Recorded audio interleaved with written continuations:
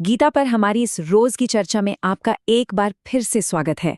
आज हम एक बहुत ही दिलचस्प मोड़ पर पहुंचने वाले हैं, तो चलिए बिना देर किए शुरू करते हैं। तो हम भगवद गीता यथारूप के अध्याय 2 में अपनी यात्रा जारी रखे हुए हैं और आज हम इसका 10वां भाग देख रहे हैं। और हाँ, अगर कोई पहली बार हमारे साथ जुड़ रहा है तो बिल्कुल फिक्र ना करें।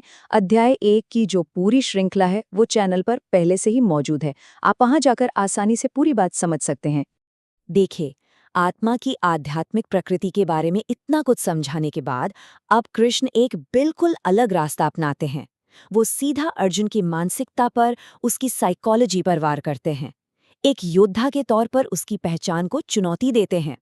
कृष्ण यहाँ अर्जुन को साफ साफ बता रहे हैं कि अगर वो पीछे हटा तो समाज में उसके क्या परिणाम होंगे। वो कहते हैं कि तुम्हें हमेशा के लिए बदनामी मिलेगी, बड़े बड़े योद्धा तुम्हें डरपोक कहेंगे और तुम्हारे दुश्मन वो तुम्हारी काबिलियत का मजाक उड़ाएंगे। ये तो सीधे सीधे अर्जुन के सबसे गहरे डर पर चोट करने जैसा है। और इस बात को कृष्ण ने क्या खूब कहा है। वो सीधे अर्जुन के सम्मान की भावना को निशाना बना रहे हैं। देखिए, एक क्षत्रिय के लिए, एक योद्धा के लिए उसका सम्मान ही तो सब कुछ होता है। जैसा कृष्ण कहते हैं, एक सम्मानित व्यक्ति के लिए तो अपमान मौत से भी बुरा है। ये एक बहुत ही जबरदस्त इमोशनल अपील है। कृष्ण अर्जुन से पूछते हैं, जरा सोचो, जब तुम्हारे दुश्मन तुम्हारी काबिलियत का मजाक उड़ाएंगे, तुम्हें अपमानजनक बातें कहेंगे, तो उससे ज्यादा दर्दनाक और क्या हो सकता है।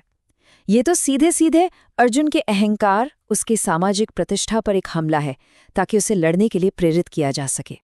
अच्छा, तो इस भावनात्मक और सामाजिक दबाव वाले तर्क के बाद कृष्ण अब एक बहुत ही व्यावहारिक, कह सकते हैं कि लॉजिकल बात की तरफ बढ़ते हैं। चलिए देखते हैं कि ये तर्क कैसे सामने आता है।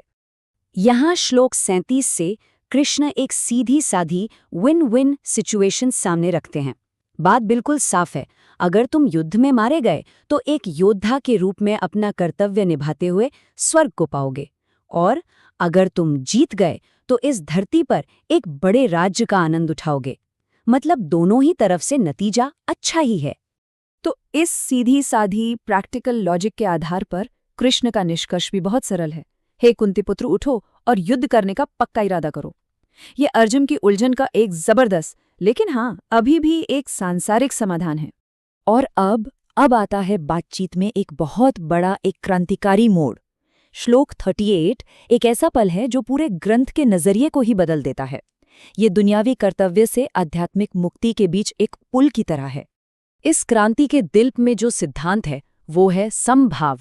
इसका मतलब है हर दोहरी परिस्थिति को एक जैसा देखना, सुख और दुख, फायदा और नुकसान, जीत और हार, इन सबको एक समान मानना और अपने मन की शांति को भंग नहीं होने देना। यही कृष्ण के सबसे बड़े निर्देश की चाबी है।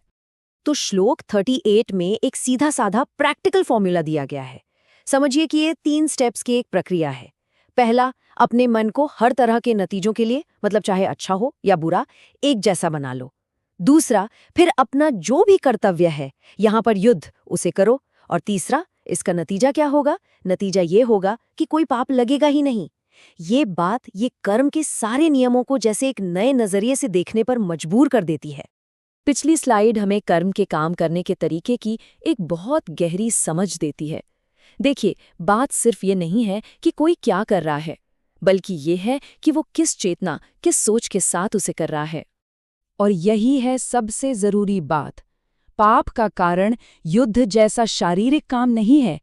पाप का असली कारण है नतीजे से अहंकार के साथ जुड़ना। मैं जीतूंगा या कहीं मैं हार न जाऊं। जब हम अपनी अंदरूनी भावनात्मक स्थिति को न्यूट्रल कर लेते हैं तो हमारा बाहरी कर्म अपने आप में पूरी तरह से शुद्ध हो जाता है।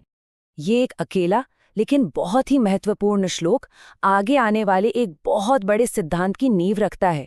ये सिर्फ एक सलाह नहीं है, ये एक नए आध्यात्मिक रास्ते का दरवाजा खोल रहा है।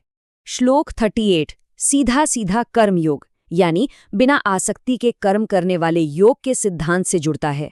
यह हमें दिखाता है कि कैसे कोई दुनिया में रहते हुए अपने सारे कर्तव्य निभाते हुए भी आध्यात्मिक रूप से आजाद रह सकता है। और ये जो हमारी गहरी यात्रा है, ये आगे भी चलती रहेगी, क्योंकि हम रोज इस श्रृंखला का एक नया भाग लेकर आते हैं। अगर ये विश्लेषण काम का लग रहा हो तो सर्वशास्त्र चैनल को लाइक, सब्सक्राइब और शेयर जरूर करें। इससे हमें भी हौसला मिलता है और हम सब मिलकर इस ज्ञान को आगे बढ़ाते रहेंगे। अच्छा, तो अगले विश्लेषण में क्या होने वाला है? कृष्ण अब सिर्फ थ्योरी से आगे बढ़कर प्रैक्टिकल पर आएंगे। वो औपचारिक रूप से बुद्धि योग के रास्ते का परिचय देंगे, जो हमें सिखाएगा कि इस ज्ञान को असल जिंदगी में कैसे इस्तेमाल करना है। और आज की चर्चा को खत्म करते हुए मैं एक सवाल छोड़ जाता हूं, जो हमारी आज की सारी बातचीत का सार है। क्या ये सच में मुमकिन है कि हम कोई भी काम पूरी लगन, पूरी तीव्रता से करें, लेकिन उसके किसी खास नतीजे की कोई इच्छा न रखें? इस पर जरूर सोचिएगा। हम मिलेंगे अपने अगले विश्लेषण में।